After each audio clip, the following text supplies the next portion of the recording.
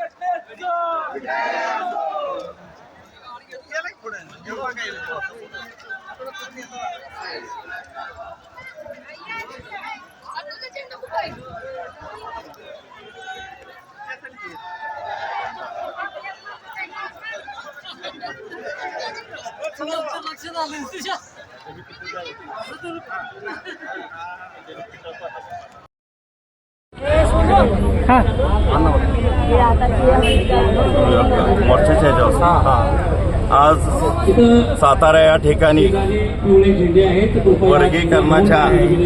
उपवर्गीकरणाच्या विषयामध्ये सातारा जिल्ह्यातून आज या ठिकाणी मोर्चा काढण्यात आलेला आहे आणि हा मोर्चा आता इथून बहुसंख्येने राजवाडा या मार्गानं कलेक्टर कचेरीकडे खालच्या रस्त्यानं तो जाणार आहे। शिवाजी महाराजांच्या पुतळ्याला हार घालून कलेक्टर ऑफिसला जाऊन आमच्या ज्या काय व्यथा आहेत त्या व्यथेचं निवेदन हे कलेक्टर साहेबांना देण्यात येईल आणि मग काय असेल ते प्रमुख लोक तिथं मार्गदर्शन करतील। अशा पद्धतीनं आता शांततेनं हा मोर्चा निघणार आहे। आज या ठिकाणी सातारा जिल्ह्यातला समस्त मातंग समाज मोठ्या संख्येने इथं उपस्थित आहे।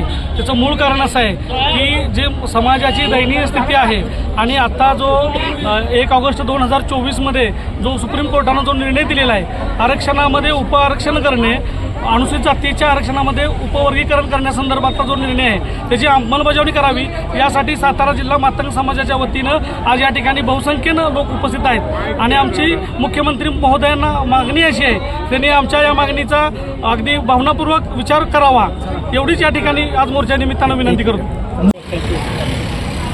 सर्व महामानवांना अभिवादन करून आजचा हा मोर्चा यशस्वी झाला असं सांगतो।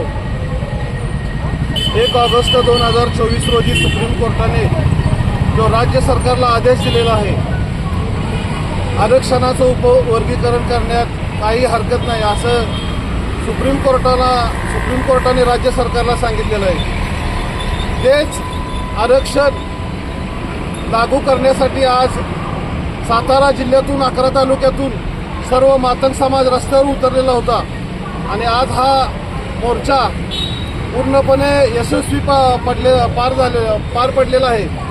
त्यामुळं माननीय देवेंद्रजी फडणवीस यांनी तात्काळ हे आरक्षण उपवर्गीकरण लागू करावं, अन्यथा याच्याही पुढं तीव्र स्वरूपाची आंदोलनं केली जातील आणि याला पूर्णपणे राज्य सरकार जबाबदार राहील याची नोंद घ्यावी।